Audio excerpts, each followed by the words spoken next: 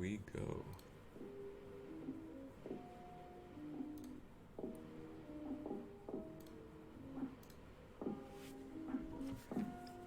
Hey guys, SK here, back with another video, and today I will be going over the 2021 Quarter 1 balance update card balance changes in Clash Royale.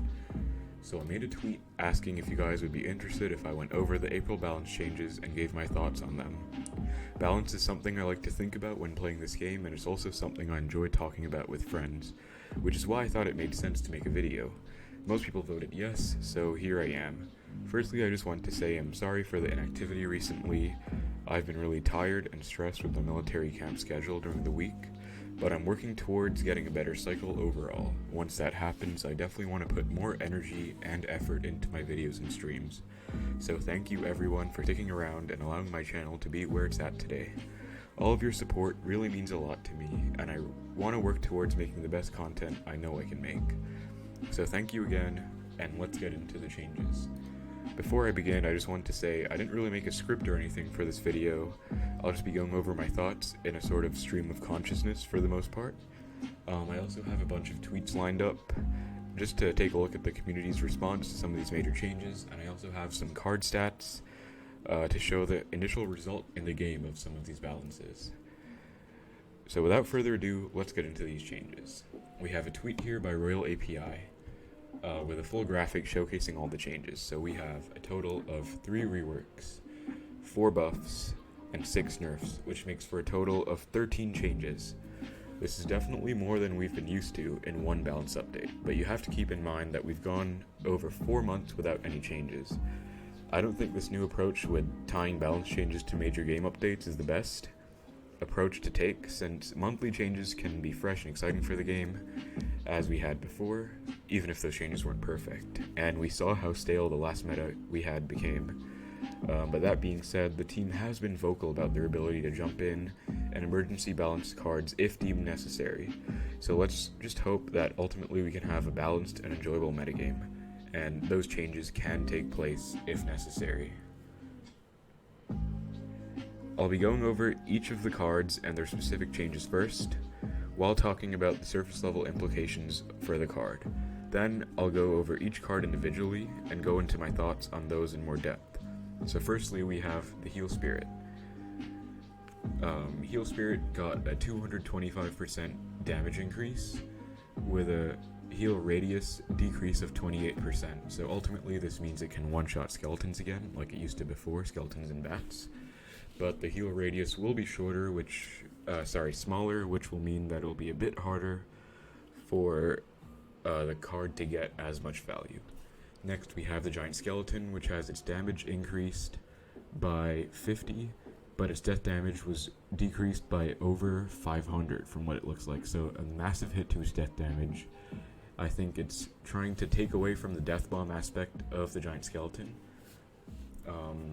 and kind of make it more of a standalone card. We also have the balance patch notes, so let's go over those once we finish going over every card. So firstly we have, next we have the Bomber, which got its HP decreased by 31%, its damage decreased by 32%, but it was changed from 3 to 2 Elixir. So it seems like the card was in a weird spot where it was 3 Elixir, and people weren't really sure whether to use it or not over other cards, so I think that making it 2 Elixir kind of makes it more, there'd be more incentive for players to use this card in different decks at a cheaper cost, which also leads to a cheaper cycle and everything.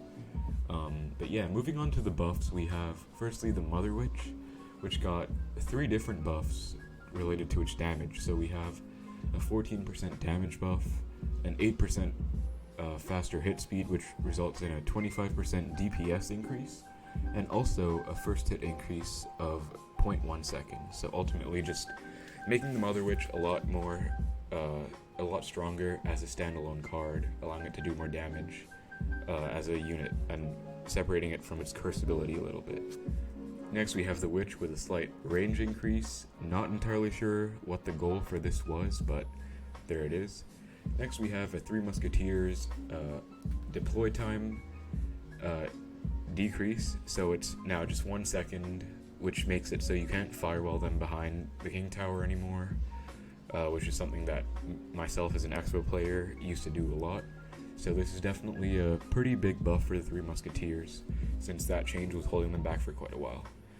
We have an E-Barbs buff, which I think looks to be the biggest buff of these changes, or maybe that's just an initial overreaction, but we have a hit time increase of 0.1 seconds, which is 7% faster, 7% DPS increase.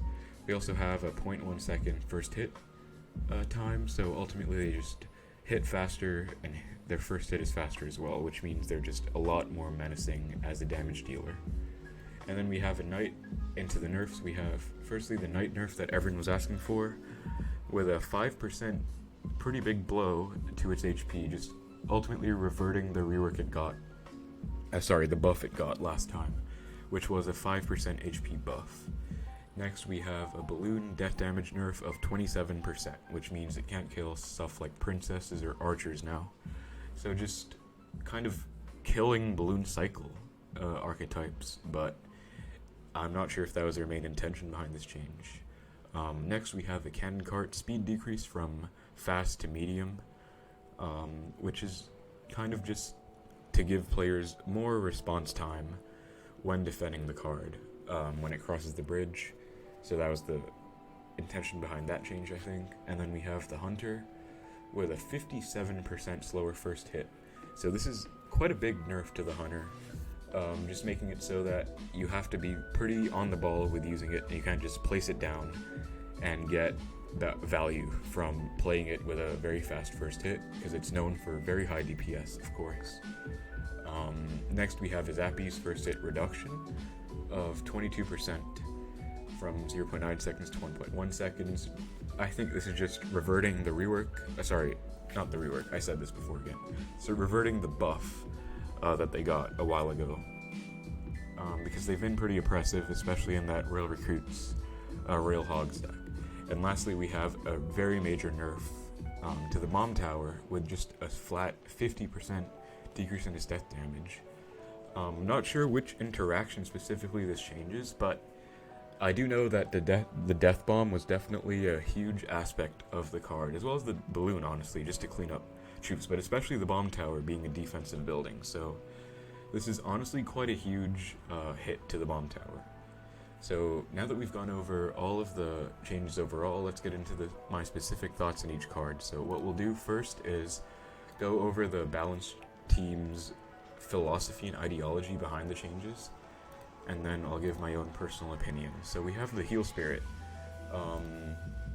and it's Season 18 damage nerf. We're just going to be using the patch notes for these initial discussions, just to kind of get into the developer team's mindset and Balance team's mindset when they were changing these cards. So they say it removed too much utility from the card because it wasn't able to kill skeletons or bats. And by making the heal effect smaller and therefore more targeted with a radius nerf, they're balancing the buff to its higher damage by giving it a nerf in return. Ultimately, I think that this is a pretty major buff for the Heal Spirit, because I still don't know about this radius change, honestly. I feel like the main issue I personally had with the Heal Spirit was always just that it heals a lot, and it's kind of difficult to prevent it from getting value if you have, let's say they have a Royal Giant at the bridge, you have a Knight defending it. They just Heal Spirit at the bridge, it's guaranteed to get value, it'll heal up the Royal Giant. And for one elixir, not only does it cycle their deck very quickly, but it also heals a very large amount, which I personally do not like to see. I don't think heal mechanics are very great to have in this game, but they do have a valid point where the damage was probably killing the card, and I guess they don't want to kill that many cards in the game, which is why they're trying to bring it back, but decrease the heal radius. So I guess this means that the skill cap of the card will be possibly a bit higher, since you have to be a bit more careful with where you play it, so that you can make sure the radius splashes the cards that you want it to hit. But I'm not sure that this is that much of a nerf, because this buff was, this ability to kill skeletons and bats was a pretty huge aspect of this one elixir card. And I think that it'll definitely become very strong in the meta again, and probably used quite a bit. Next, for the Giant Skeleton, let's look into what they had. So they went over the death bombs overall. So we have let's just go over all of them at the same time, I guess. So we have these 3 changes as we discussed, and then they say that death bombs have been a fixture in Clash Royale for a long time. They feel that over time they've reduced the skill cap of competitive play by providing a universal defensive solution to a wide range of offensive attacks, which is kind of true. I mean, you can kind of just use one of these cards, Giant Skeleton or Bomb Tower, especially on defense, and then even Balloon, where you can just use it pretty freely because the Death Bomb will clean up a lot of stuff.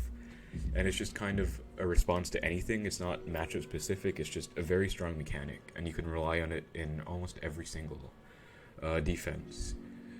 So all 3 were popular and strong and held win rates in a variety of different decks. We had Balloon Cycle, we had Lava Loon, we had Lumber Loon, and then Bomb Tower was used primarily in minor wall breakers decks, I would like to say, but also Hog Earthquake, Splash Yard with Bomb Tower, and there were a few other Bomb Tower decks in the meta, but I would say mostly Graveyard and minor wall breakers cycle. And then Giant Skeleton, we had Giant Skeleton Royal Giant, which was a very popular deck for a very long time that ran rampant in the meta. And then we had Giant Skeleton Balloon, Giant Skeleton in some Graveyard decks, and Giant Skeleton was just a card, especially in double and triple elixir in the global tournaments. You would see that it just would combine with Tornado. All of these, mostly Bomb Tower and Giant Skeleton, but Bomb Tower less so because you can kind of kite troops into it. Giant Skeleton, for such an expensive cost, with a Tornado you can guarantee the value from the Death Bomb, especially in that minor balloon deck with Giant Skeleton. So I think that these are all pretty positive changes, although they might have gone a bit too hard on the Giant Skeleton. What they wanted to do was do a chunky nerf to each Death Bomb. Giant Skeleton will one-hit Princess and Dark Goblin, which is a pretty decent buff to the card itself, but for 6 elixir, I think its main value is definitely the Death Bomb, so it might be not used as much anymore, just because of that. And then for the Bomb Tower, again, like I said, I think the Death Bomb was definitely a pretty huge aspect of it. I mean, it's a ground card, but it can kill a bunch of air, splash a bunch of air, just because of the fact that its Death Bomb splashes both ground and air, so it just provides an insane amount of value. So this is actually a pretty huge change to something that provided a lot of value, and I think that, as we're already seeing, a bunch of pros and just decks in general are switching out the Bomb Tower for either Goblin Cage or Tesla, both of which have different functions. Goblin Cage is more offensive or defensive, I guess, because it can take a full hit of any damage and then spawn a full health brawler, but the brawler can also counter push, making it very effective in decks like Graveyard or Royal Recruits, especially. And Tesla's a lot more defensive, just providing an insane amount of defensive value. So I think a lot of the minor wall breakers players have opted to switch to Tesla, and a lot of the Graveyard or more offensive decks, and not just control decks, are opting to go with Goblin Cage. But I think that this is a very big nerf to the Bomb Tower, and we will probably see a bunch of substitutions in that regard. Lastly, we have... Oh yeah, and for Balloon, I think that this wasn't necessarily the right nerf. I think that its hit points was probably a bigger concern, because Balloon Cycle, you think about it, right? The main issue is that the Death Bomb racks up over time. Not really an issue, just the main mechanic of the deck. And decreasing the death damage doesn't exactly change the fact that the Death Bomb will rack up over time, and it doesn't change the fact that Balloon as a card has a lot of HP. I mean, it doesn't die to Rocket plus Tornado, I'm pretty sure. It should definitely die to Rocket, in my opinion, or at least have a very similar interaction to the point where it can get like one shot by the tower. I don't know the exact interaction, I just think that Balloon had a bit too much hit points. And also, this death damage nerf does not really address Lava Hound that much. I don't think Lava Hound was insanely strong. Although the Hunter nerf kind of plays into it, where it'll be more effective. And the fact that the Balloon just gets to the tower a lot of the time is more so the issue than the Death Bomb.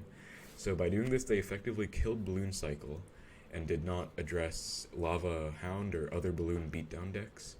And I think that probably a hit points nerf might have been the better way to go, since it would have impacted the card in all of its archetypes rather than just Balloon Cycle, because the Death Bomb nerf does affect it in Lava Hound as well, but much less so because the Lava Hound is tanking for it.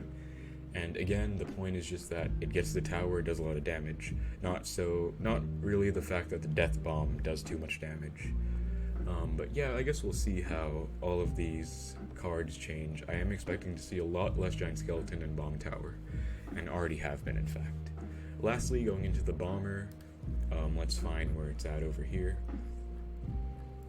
Elixir cost, hit points, damage. It reduces its cost and hit points and damage to match, so lowered stats to match and compensate for the lowered cost.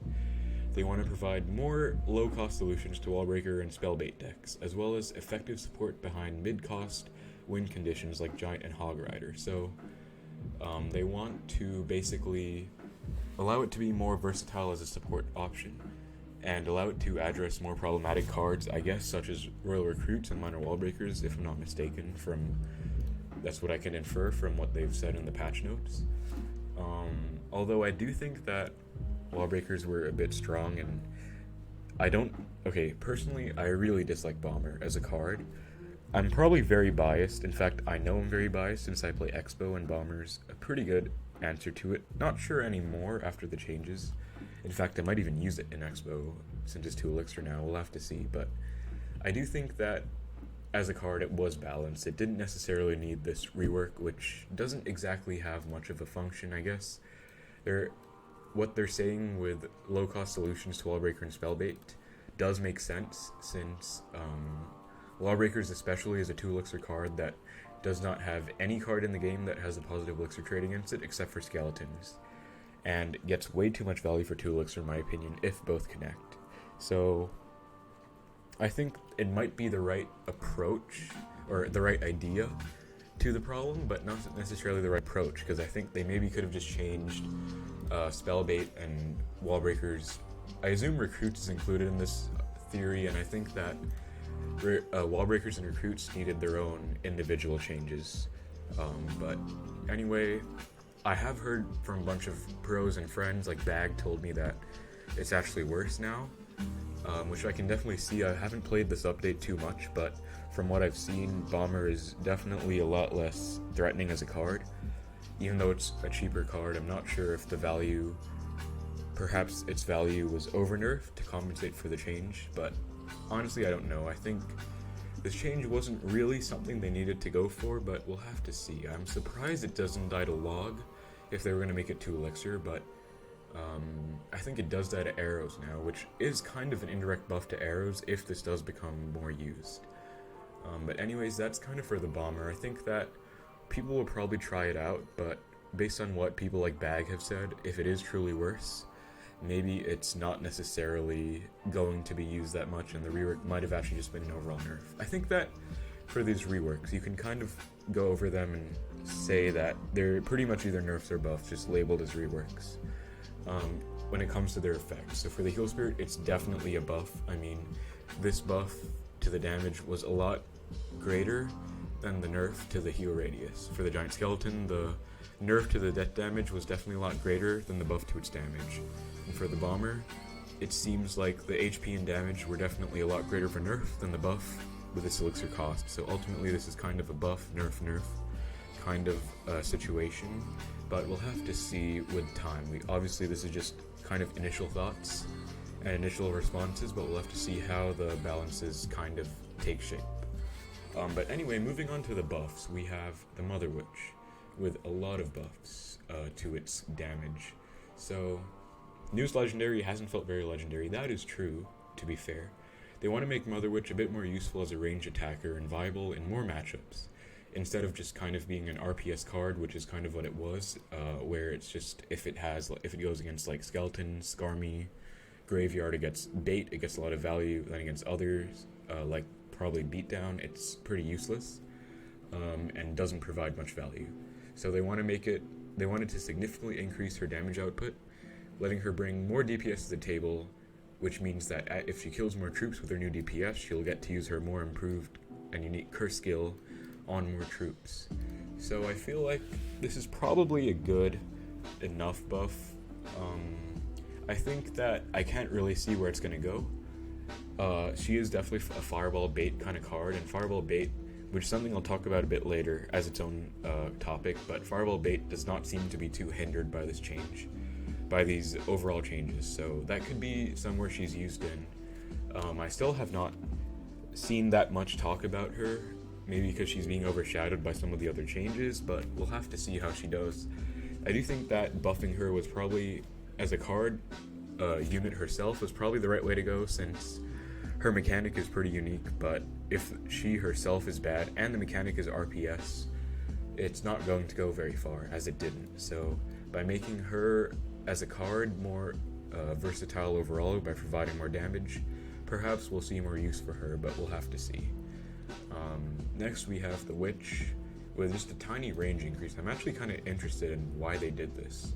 Okay, so we're going over Witch and Three Musketeers at the same time. Then we have these two changes. We have these two cards have been near the bottom of the usage charts for months. That is true. While they both dominated the meta in the past, it feels safe to return some of their lost power now. Three Musketeer fans can finally rejoice. We're looking at you, Osama. Yes, Osama was definitely rejoicing this change, as were a few of my other friends that play Three Musketeers. But anyway, we have a Witch. The range increase, honestly, is a little weird to me. I mean, I don't really see where this is going. I think the problem behind Witch is more so the fact that it's a 5 elixir card that doesn't necessarily feel like 5 elixir value. I mean, if you want a ranged attacker, you can just have a Musketeer, an Ewiz, a Hunter very much so recently. But yeah, I just don't see how Witch provides more value than these other cards, lower cost cards at that. For 5 elixir, I think that the Wizard is probably maybe as good or a bit better than the Witch. Not entirely sure, I don't play it that much. And I think that the Executioner is definitely miles better than the Witch, even though it's not that great itself. But yeah, I don't really see where this change is going, but a small buff to the Witch wouldn't really hurt, I suppose, because its change was so bad. Its use rates and everything were really bad. And for Three Musketeers, like I said, this is a huge change. You can't fireball all of them together anymore behind the King Tower, or even up front if you have reaction time. They're kind of just back to their old ways, and they just provide Three Musketeers worth of value. I mean, you do have to keep in mind that this is with the Musketeer nerf a while ago implemented, so the Musketeers themselves, Three Musketeers is kind of like a package deal where you have 3 Musketeers for 4 elixir each, but you're getting them in a package deal at a discount at 9 elixir total, so 3 elixir each. So they're kind of just build up elixir value and then create a push with that value kind of deck. And the deploy time was definitely holding them back, since sometimes they would get spelled out and the value would just dissipate. For example, Fireball 4 for 9, then they're 1 hit point away, or 1 hit away from getting taken out. So removing that option is definitely huge, and I think we will definitely see 3 Musketeers in the meta as a result of this. And yeah, that's for those two. Again, for Witch, I'm not entirely sure, but maybe we'll see some unique interactions with this range increase. I'm not sure, but I'm open to seeing it. We do have an E-Barbs change, which again is kind of really widely talked about from what I've seen so far. So we're going into the Knight and E-Barbs changes together. So the hit speed was faster, and the first hit is faster for the E-Barbs, and the Knight just got its hit point changed. These two melee cards represent opposite ends of the spectrum. Knight is extremely popular by being very tanky for its cost. E-Barbs, on the other hand, are outshined by lower cost options. So a little nerf to Knight's hit points and a buff to the DPS of E-Barbs should help bring back more variety to melee card choices when choosing a deck. So for melee cards, they wanted to kind of diversify. Knight, to be fair, I've talked about this myself as an Xbow player and just cycle player in general, I guess, using Knight in a lot of decks. Knight has been very rampant for a long time, for at least a year, coming into March, although I do think Knight was kind of more brought back due to the Royal Giant, kind of as a response to the Royal Giant, but that was about last year, around March or so, when quarantine and everything started. But anyway, that's a separate topic. Knight, as a card, was certainly providing a lot of value. I mean, I've talked about this on my balance chain discussion with CWA, Rob, and Jax, and just in general, Knight always comes up, provides so much value for 3 Elixir, such a versatile card that can just go in a lot of cycle decks and just even control decks like Graveyard. Just go into a deck, do what it does for 3 Elixir, get a lot of value, and just get a lot of value over time. So, Knight, for example, surviving 2 P.E.K.K.A hits, I'm sure that's something that you guys have heard before, something Knight could do. Probably, I don't think it can do it now, for sure, but yeah, they're just kind of, I do think this might have been a bit of an over-nerf, I'm not entirely sure. I think that when Knight got a buff, which was a 5% hit points buff, it was because the Knight needed a buff at the time, otherwise it wouldn't have done it. So just completely negating it might be a bit overkill. I do think the Knight as a card was too strong, but I also think that, like I said before, it was kind of in response to the meta, specifically Royal Giant, a lot, because RG has been insanely rampant for a very long time, with the support cards kind of shifting, but RG being the centric win con for quite a while. It hasn't been out of control recently, hasn't been overused or anything, or breaking the charts, but it has certainly been very, very strong for a long time.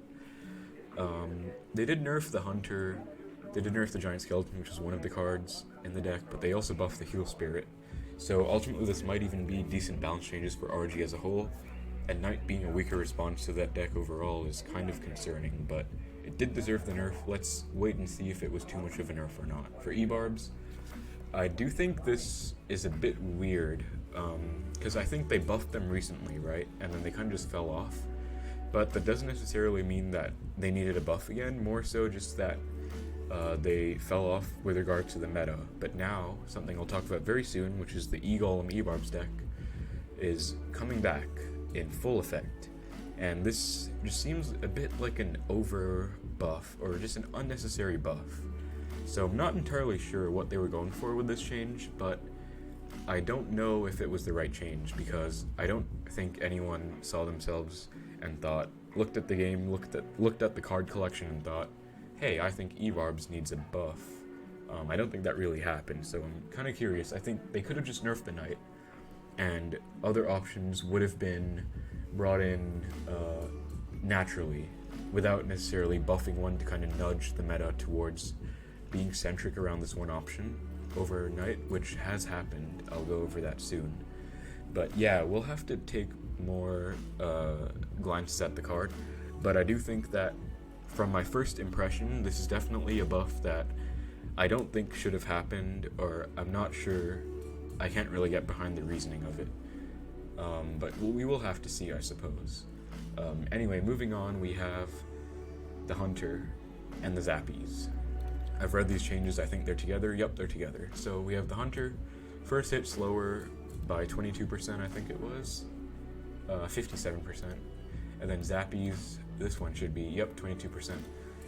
These two range attacking cards have been defining the defensive metagame. Hunter generates a ton of value with a near instant shotgun blast. That is definitely true, making him a consistent source of value. They're slowing down the first hit to make timing and placement more important. Zappies have also been a bit oppressive as a split lane stunner, so they're reverting their buff from a previous balance update. Basically, just Hunter has, I don't think I need to talk about it too much, it's probably been talked about enough, is just provided way too much value for 4 Elixir. The way I see it is, it's like a Musketeer, but also a mini P.E.K.K.A, and also kind of like, I guess, a mini Wizard. I don't know, it's very weird, but it's just, it can kill splash, it has splash damage, it can splash the bullets spread, which means it can splash a Skarmy, a Gang, bats, other splashy kind of cards. But up close, all the pellets will be integrated into one big tank, and they'll all hit, which results in a ton of damage. And also, more importantly, Hunter's used in a lot of cycle decks, like RG Cycle, but also just in a bunch of decks just to fulfill that role where, why do you need a Musketeer and a mini P.E.K.K.A when you can have both in one? And the only downside is that you have to play the card a bit differently on its placement, which is not very hard to achieve. So I think that some nerf to it is good. This seems like a pretty good nerf, since a lot of the time you would play Hunter down, and it would just get a lot of value. The damage would be compressed, and it would just take out tanks. It would take out splash cards, swarm cards as a whole. So definitely a good change. Personally, I would have liked to see a damage nerf, but this seems like a pretty good nerf, and we'll have to see how it goes. But definitely the right card that needed to be changed, and I'm glad they addressed it. For the Zappies, I've also strongly disliked this card for a very long time. It just feels kind of oppressive in their damage and just their stun. It's just kind of, it's like an Ewiz that can be split into 2 lanes, which just provides even more control, which I'm not sure is a good thing necessarily. So the first hit being changed, I'm not sure how many interactions that changes. I think maybe one of them was that the Prince charging hits them, or didn't used to hit them. Maybe now it does. I'm not entirely sure. I don't want to speak on any exact interactions that I don't know have changed yet, but this is also just a good change overall, I think. I mean, we all saw Royal Recruits, Royal Hogs running rampant. Same for Royal Giant Skeleton, and this was a card used in both of those decks quite a lot. Those decks were quite popular, so just addressing the card overall, I do like to see it. And then I think the only thing we haven't discussed yet is the cannon cart. So let's look at their justification. I'll just scroll over to see if everything, I've gone over it. I believe that is everything. So with the cannon cart has been difficult to balance for a long time. It's such a strong counterattacker, it can be hard to defend. When paired with backline attackers like Miner, Goblin Barrel, or Graveyard, it puts a ton of pressure on defenders. Definitely something that people have struggled with a lot. I mean, you see a 1 hit point cannon cart. So I've always thought that the cannon cart's problem was probably in its hit points, because it's kind of like a cannon on cart, on wheels. So it's obviously, but it has a lot of hit points, because after the first stage dies, you have a full health cannon cart that lasts for, I think, 30 seconds, if I'm not mistaken. That is just insane. Where I'm playing against cannon cart decks, their cannon cart dies at the bridge, and it's just oppressing that bridge for 30 full seconds. I think that is just pretty huge, and I think that his hit points has always been an issue. I mean, everyone has that instance where a 1 HP cannon cart crosses the bridge and kind of gets the full hit points value worth onto your tower in damage, and that is just not really a healthy interaction to have, in my opinion. It's also not bad for damage on the defensive end, but also when paired with something like Graveyard, which they both need very proactive responses to, just makes it kind of makes it very hard to defend and puts a lot of pressure for a very complex defense to be put together, just so that the push can be taken care of. And I mean, cannon cart at the bridge or in the pocket, not necessarily a very healthy play, I would say, to exist, but it was definitely quite strong in some instances. But this change, they wanted to provide a larger window for it to be stopped at the bridge without reducing its range, which I do think that this is a good approach to it. I mean, they understood the issue with it. People were having trouble stopping it in time. It was locking on. Even if you respond to it after, it's still locked on, so you're going to have to deal with a full double health cannon cart on your tower. They've opted to slow it down, giving defenders more time to block it, so I believe this also changes the interaction where a 1 hit point cannon cart will lock on the tower. And I think that is a good thing when crossing the bridge. So now it should just die to the tower. I mean, I've played against it a few times. It's very, very slow. I believe Jax was saying that it's actually only a nerf in a few matchups, but in other matchups it just lets you build up a bigger push. So we'll have to see, but ultimately they haven't really changed the stats of the card, so it's kind of just an overall nerf, because there's nothing good that can come out of medium speed movement for the card. So I do think that this is a pretty positive change, and we'll have to see if it was the right one. Personally, I do think the issue is the hit points, where it's like a full cannon cart's hit points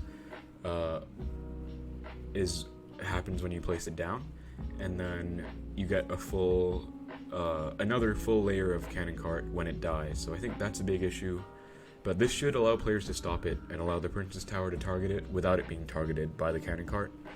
So this is probably a pretty positive change overall. So that kind of wraps up my overview of all the balance changes. Sorry it's been a bit kind of over the place and not really that, not really sure. I guess just not really that in order or chronological or anything, or organized, but I did kind of want to go over my thoughts, just the first thing that comes to my mind when I think about these changes. So that's kind of what I did just now. Before we go into some of these community feedback tweets, I wanted to say that there are two things that stand out to me from these changes. The first of which being that it seems like recruits might be a bit of a problem, because you see that the Heal Spirit is back. They don't need to use E-Spirit to kill skeletons and bats. They can just use Heal Spirit again, and it will get insane value to heal recruits, flying machines, royal hogs. I mean, royal hogs are probably one of the cards that Heal Spirit pairs with the best, just because, let's say they're all low on hit points, its heal can go to all 4 of them, and that is just a lot of value for a 1 elixir card. I think that is kind of what exemplifies my issue with it, which is its healing power. But we will have to see if the heal radius kind of makes it easier to deal with, but I'm not sure. I do think that also Zappy's nerf is good, but not necessarily killing the card. It'll probably still be used because there's not much like it. There's only the E-Wiz and the E-Drag, but the E-Drag is kind of niche and not really used in many decks, and it doesn't provide the same split lane potential that Zappy's provides. And then the E-Wiz is kind of a single lane, not necessarily 3 separate stuns either, so just a different kind of card, even though it's a similar concept. So Zappies are kind of a one-of-a-kind card in a way, and I don't think this change will deter them from being used altogether. So I think, especially with this Death Bomb nerf to the Bomb Tower, Recruits is a card that people have complained about for quite a while.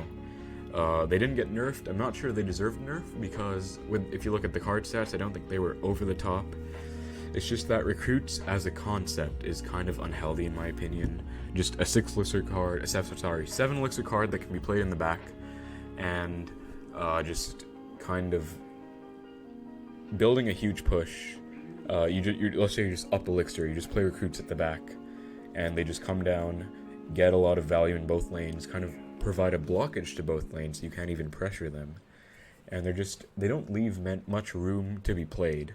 You just play them in the back, or the front, or the middle, kind of, and then I think you can split them a little bit, but not entirely. So they just don't have much thought or many options that go into how they're played, and I don't think they're very healthy as a concept. So with the Death Bomb of the Bomb Tower being nerfed, because Bomb Tower is definitely one of the biggest counters to the deck, I do think Recruits might be a little strong, especially with the return of the Heal Spirit as well. So we'll have to see how that goes, but that is something that I'm a bit concerned about personally.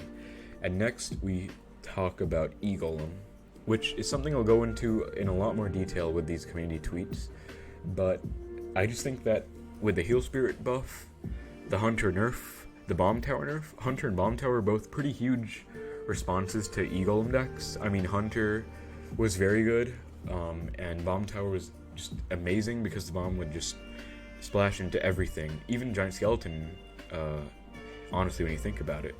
And the Heal Spirit coming back, allowing you to heal an E-Golem, which is already kind of just you getting extra elixir value without you really working for it. I mean, you're just playing a 3 elixir card that's worth 7 because they get 4 back, but you're playing it at a cheaper cost. And when paired with something like the Heal Spirit, and when you can cycle multiple E-Golems, multiple healers, which can just maximize the value of the E-Golem, it's a very strong deck. So just with its support cards somewhat buffed, with its counters kind of nerfed, it will definitely be a deck, especially with the E-Warbs, which were just something that can be split laned, something that can do a lot of damage behind a tank, such as the E-Golem, which is such a cheap tank as well. It pairs pretty perfectly. And then you have the Bomber, which I think could be a decent response to E-Golem, but it is 2 elixir, so with these lower stats, I'm not sure. I'm pretty sure it dies to arrows, and that E-Golem deck does run arrows, so And Barb Hut was nerfed, so Eagle and Barb Hut isn't really being seen much right now. Eagle and Rage Arrows is being seen a lot. I'll go into that very soon, but I'm not sure Bomber can hold its own against Eagle decks, especially when it can just die to arrows. So we'll have to see how it goes. But before we get into the tweets, that wraps up my thoughts on the changes, and let's just take a look at a brief glimpse of the cards and their use rate. So I just went with a very simple choice, Grand Challenge, win percentage in the last day, which is just kind of taking a look at the new meta. So we see that E-Barbs have spiked 23.7% increase in their usage rate and a 14.7% increase in its win rate, being at a 60% win rate, tied for the highest win rate in the game. We also have a Heal Spirit, massive spike in its use rate, slight decrease in its win rate, but ultimately it's still 60%, still very good. We see the Mother Witch being used a lot more. Maybe that's just initial reaction, but it's good to see that's being used a bit more, I guess, because it was dead for a while. We see the Battle Healer. So if there's something you take a look at in common, it's that the Eaglem deck, the Eaglem Rage deck that Jonah finished number 1 with a while ago, all of its support is kind of creeping up to the top. We see E-Barbs, Heal Spirit, Battle Healer, E-Drag, E-Golem, and Rage. Rage at a 55% win rate, 16% use rate. Very interesting. I'm pretty sure this is solely due to the E-Golem deck, which is honestly pretty huge. We see Pump and 3M being used a lot more, which is honestly kind of refreshing to see. I know a lot of people don't like Three Musketeers. Personally, I don't really have much personal bias towards that many archetypes when thinking about balances. So I think that ultimately it's good to see another archetype back from the grave, alongside Pump, which is just kind of a support card. We also do see that Tesla, with a slight increase in its use rate, big increase in its win rate, not that big, but an increase, and then Cage being used a lot, still being used a lot. Both of these kind of substitute for the Bomb Tower nerf. And let's take a look at the bottom end of the spectrum. So we see right away that Knight has plummeted from a 24.4% use rate all the way down to 13, and the win rate has lowered from just over 50 to almost 10% under 50, which is pretty huge. Which means the nerf was definitely impactful. I mean, Knight is a very unique and versatile card for 3 Elixir, but was the 5% change a bit too much? I'm not entirely sure. These are just some brief figures. I will probably talk about Knight in Xbow later on as well, since that was kind of something that happened where it was Ice Golem and Knight were kind of the 2 interchangeable cards in Xbow cycle. But these changes are pretty impactful right off the start. And we see that Bomb Tower has kind of died almost. I mean, use rate went from almost 12% to 4%. That's 1/3 of its original use rate. And win rate all the way down to 38% from over 50. So that is huge for the Bomb Tower. The change definitely had an impact. Giant Skeleton as well, very similar changes. Huge decrease in its win percentage and use percentage all the way down to 1%. Same for the Witch, still at a very tiny use percentage. And both of these being at the bottom end of the win percentage spectrum. So these changes, honestly, do seem to have done their job. I mean, if their intention was to kill the Giant Skeleton, kill the Bomb Tower, kill the Knight isn't necessarily killed, but they have been very major changes, and you can kind of see them in these balance changes. So that's something that is to be monitored. And then let's take a look at Hunter. I'm kind of curious to see that. Okay, so Hunter is sitting at a 9% use rate, 46% win rate. So both rates kind of down 10%. From an amazing card to just an under average card, I would say, just from what we're looking at. Obviously, it's too early to draw conclusions on the meta, even though we are seeing kind of a pattern, but we'll have to take a look. I do think that the changes are kind of taking place. Bomber going up in its use and win rate actually, but we'll have to see if any of the changes are permanent, which of them will last, and which of them are just initial early responses. So now with that out of the way, let's take a look at the final segment of this video, which is the community tweets that I had lined up for us. So firstly, we have Drew saying that he's interested to see what the new meta will be, and they've got their fingers on the trigger if recruits get too good. So I love to see this from Drew, kind of just being proactive, having his finger on the trigger with recruits, which I like to see because we saw that with Earthquake, we saw that with Knight, we saw that with Bomb Tower last meta, and I would say maybe even recruits in a way where they were just kind of, not really recruits I guess, but Knight, Bomb Tower, Earthquake, all cards last meta. I think everyone can agree, even Hunter, honestly, everyone can agree that those cards were out of control. Only Earthquake got emergency change, and that wasn't even like a nerf or a buff, it was kind of a rework. I guess it was kind of an overall nerf, to be honest. Kind of worse to get, a lot worse for Xbow decks to deal with, but a lot better for any other deck to deal with. So ultimately making it worse overall, which is kind of nice. So we would like to see emergency changes, like I said, if cards get out of hand, because we only have quarterly balance changes. Well, quarter one, we're not sure how often the changes will happen, but just the fact that Drew is being proactive and transparent, saying that they are planned to discuss the consequences of these changes and make prompt changes is something that I think is very good. So it's a pretty good look for them. Next up, we have Schwarzen, a very good player, probably one of the best pro players out there, with a lot of achievements, but I think his opinions have always been pretty interesting and I've always liked following them. So let's just take a look at what he thinks with his first impression. He thinks E-Barbs are broken. So this is kind of what I was going into with the E-Golem, E-Barbs deck being a little broken. E-Barbs, we will take a look at some of these other tweets to see where they're at, but E-Barbs being broken, perhaps the buff was too much. Heal Spirit belongs back to top 10. I would probably agree for 1 elixir. So much value. 3 Musketeers back in the meta. Mother Witch could be good in some Fireball bait decks. So probably not an overbuff. Maybe just a buff that makes her viable in niche archetypes, which might have been their goal, so not bad. Knight's still good and useful, because there isn't really anything that can replace it. I mean, there's Valkyrie, which I personally love. I've talked to some of my friends, 7-4 and Ian, in Xbow, specifically about Knight, which I guess I'll address later on towards the end, but there still isn't much that can change Knight and replace Knight for 3 elixir. Just the fact that it's 3 elixir already makes it pretty hard to replace, because Valk is 4 elixir, a bit expensive. Ice Golem is 2 elixir and doesn't fight back, so just a very good versatile option. Hunter, well balanced now. Giant Skeleton won't be viable in any deck, same for Witch. Loon, still a strong card but noticeable nerf. Zappy, still strong. Bomber, really good card now, will find its place in the meta. Cannon Cart, still viable, it will be replaced by E-Barbs. And you miss Bomb Tower, which is more viable, which is still viable, more mashup dependent.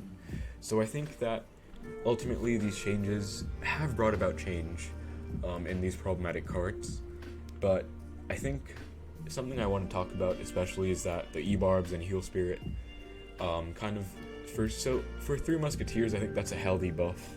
I mean, it's not an overbuff, it's just a buff to bring them back from being completely unused, but then these are kind of buffs to cards that will definitely warp the meta if strong, and if that's the case right now, and they are very strong, then they will definitely have a huge impact in the meta, so the change is definitely huger compared to something smaller like a 3 Musketeers buff, which I think is a lot more healthy. But it seems like Schwarzen thinks that Giant Skeleton and Witch are both killed, and Bomb Tower, a lot of these other cards, Bomb Tower, Hunter, Zappies, are still good. Knight, still good and useful, just probably a bit more niche, a bit more difficult to use, which is probably kind of the goal of the change.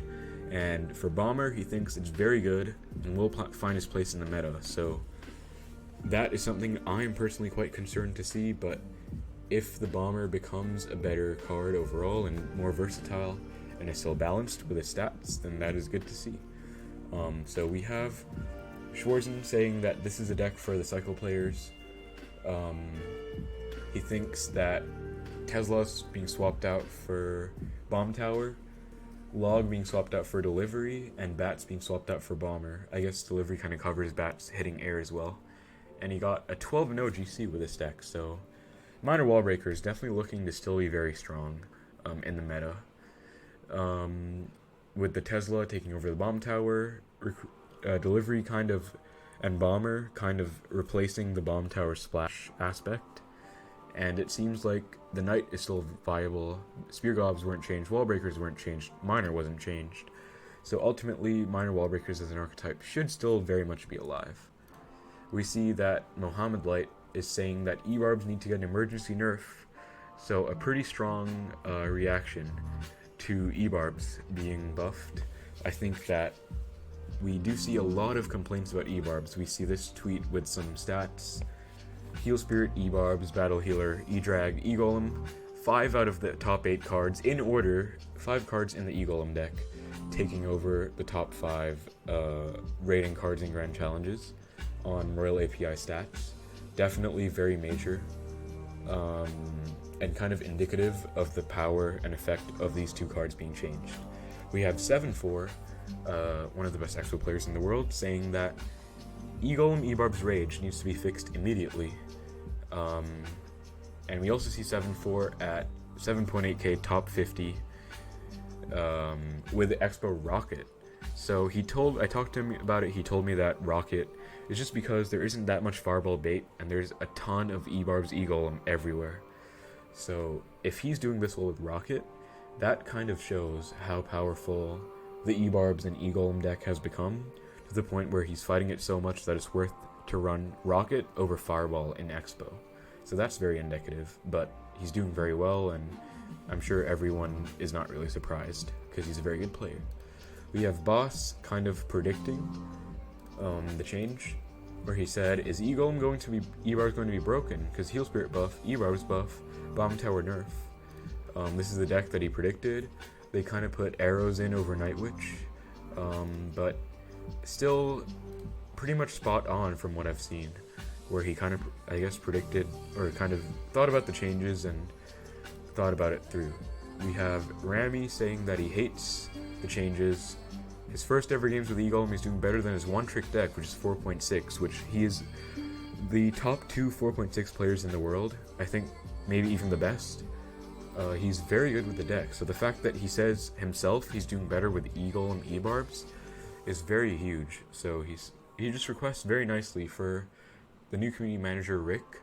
He wants them to monitor E-Barbs usage and emergency nerf if they're overused. So he personally thinks they're a bit too broken. Rick actually did reply in this.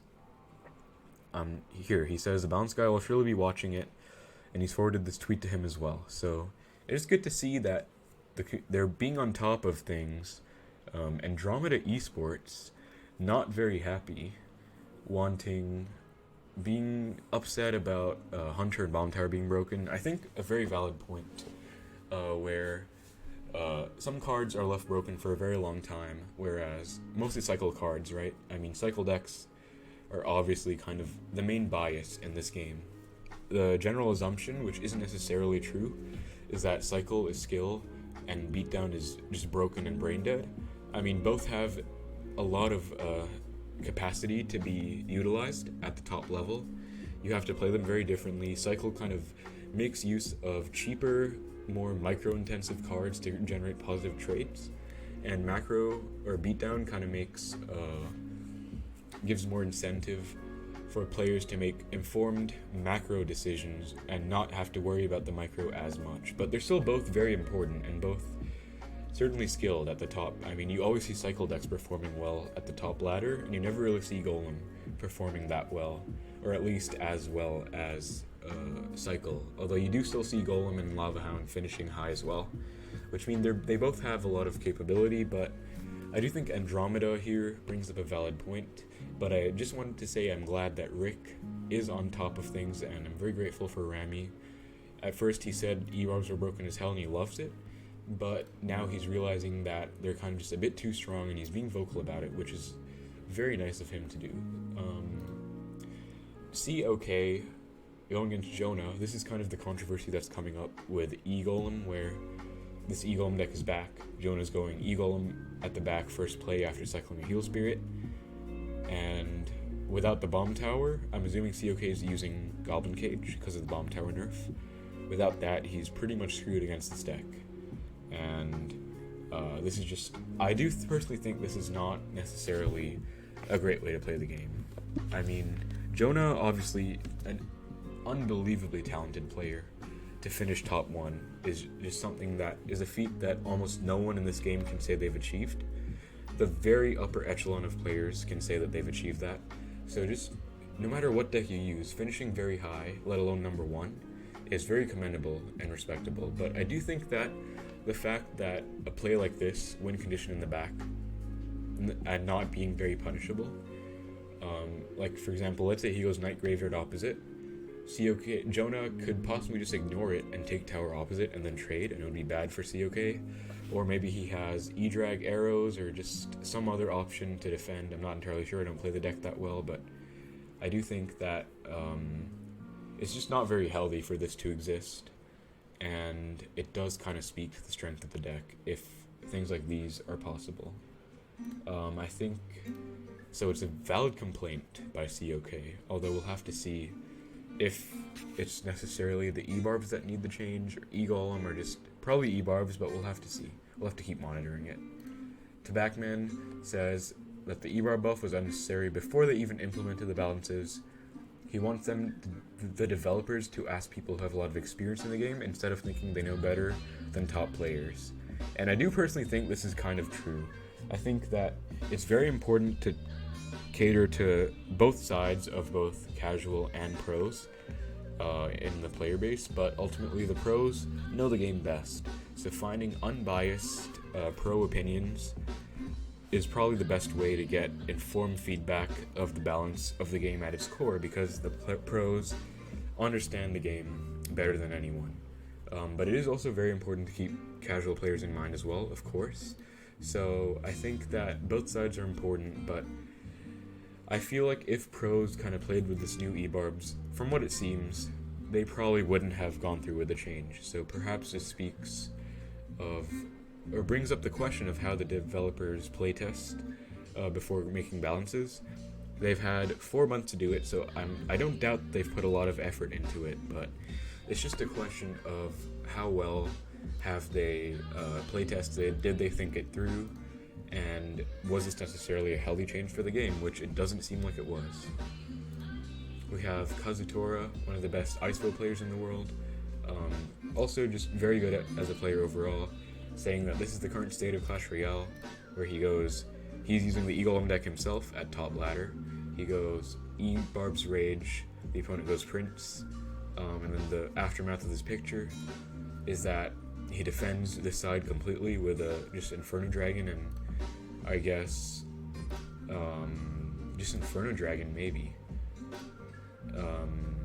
and E-Barbs, or I'm not sure, but he defended it pretty well and took so much damage in the other lane, which doesn't seem very healthy. So he's just kind of talking about how this state of the game is not healthy. We have Jonah back at top 1 in the world, which again, like I said, is an amazing achievement regardless of what you play, but the fact that it is this deck and a lot of players are playing this deck does bring the balance of the deck up in question. We have Rail API tweeting out that the E-Barb's Rage deck spotlight, it has a 56% win rate overall, which is just pretty insane. Jonah was global number 2 with it, crossed 8k. Now number 1, he got it back. Over 13 Grand Challenge wins in the last 24 hours, 13 by Mr. Cheesecake over here. And the number 1 most popular deck on ladder, top 1000, Grand Challenge, and Classic Challenge in the last day. So this is a pretty huge kind of insight.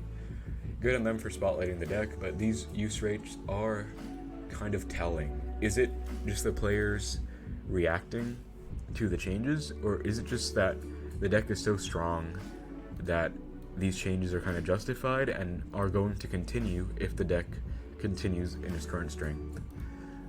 In my timeline, I was seeing a bunch of tweets about E-Barbs, eBurbs are so broken.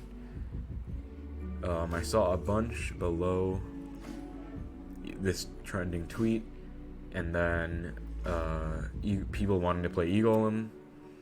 So, and I saw a bunch earlier. I can't find it now, but I did see a bunch earlier. So just eBarb's E-Golem is a huge discussion topic of this update. We see that Drew. Here's something I wanted to kind of address. Now that we're kind of done with the whole eBarb's E-Golem thing, I'd just like to finish this video up by talking about the balance changes, kind of the update, and then maybe what it means for Xbow as well. So, we said this is just a tweet that I thought was worth bringing up. They said from December that the balance changes will come with the updates.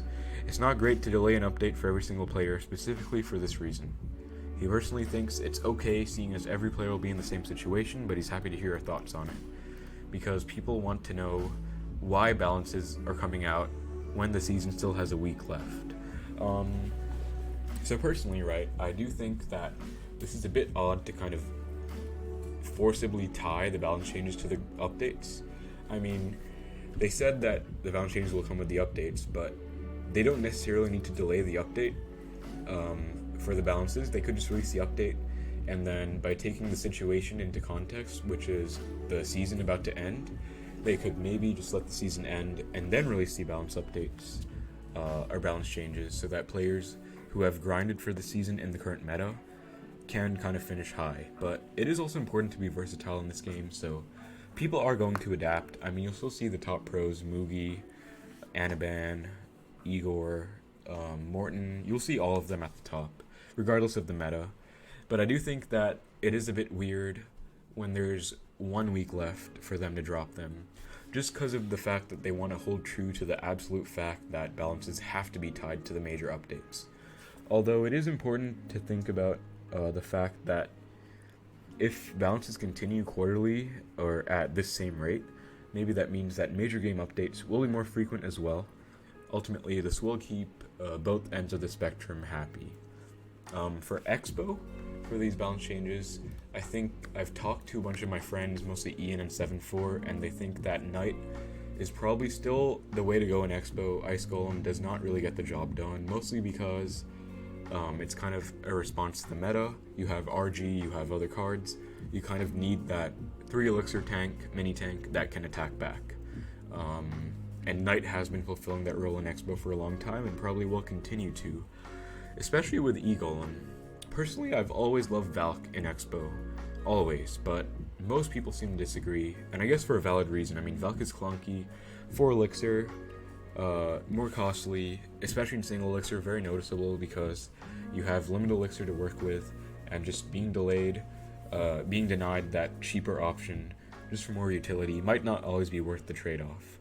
But I do think that if E-Golem is also going to be so huge, it might be worth thinking about Valk being an alternative over Knight in other decks as well, not necessarily just Xbow. For example, I saw Viper finishing his push going up to top 5 with his deck, and I think the E-Golem eBarb's deck is a very good matchup for his deck specifically. So not necessarily saying that everyone can just play his deck, because it's a very difficult deck to play, but just bring up the point that potentially Valk could be a response to this E-Golem eBarb situation until it kind of blows over. But yeah, just for the final thing, CR Leaks had a statement by Drew on the goal of the update on a post about a max player's thoughts. So let's kind of just take a look at what Drew thinks and how his philosophy behind this update kind of came into effect.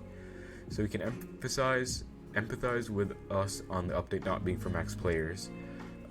Before I go into this, I guess I'll just say that I think that magic items are very good for progression, and the update seems like a step in the right direction for casual players. Hopefully it means more casual players are incentivized to play the game, and hopefully more casual players currently playing the game, struggling, can maybe find solace in the new changes and maybe want to stay or enjoy it more. But for now, I think that hopefully we can see more steps like this in the right direction. I hope we can see changes to the endgame players as well, where we have new content, not necessarily just more progression for the same kind of game, same game mode, same content overall. But let's just take a look at his philosophy. Super refreshing to hear that we do understand why the update was done, even though it isn't what we necessarily wanted. There are lots of reasons why the update is great for the health of Clash Royale overall, but why should we care as a max player? Where's the max player content? He does understand our frustration. These kind of meta updates aren't the most exciting or fun, but they do ensure the overwhelming majority of players are given decent quality of life and progression upgrades. Which is true. I mean, the majority of the CR player base is probably not maxed, probably not at the top ladder for sure. I think millions of players play the game every day. I think at least 5 million do.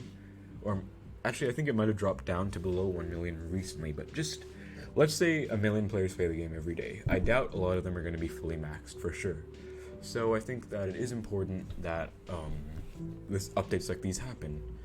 And it's good that Drew is kind of being transparent, so I appreciate it. With magic items, they want to lay the groundwork for progression that extends the life of Clash Royale considerably.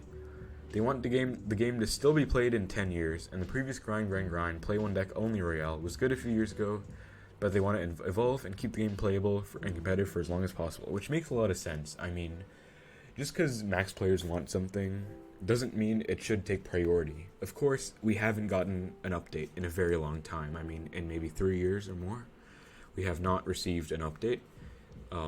For max players specifically, for new content. We got star levels, wasn't really a content update, was more so a cosmetic update.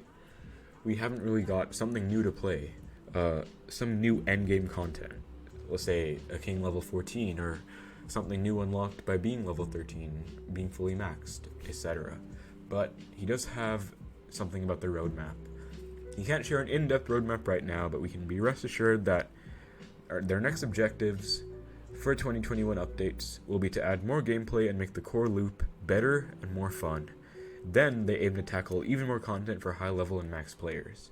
So it seems like they might make the core loop of Clash Royale better for the average player, which includes not only the casuals but also the players at the top players.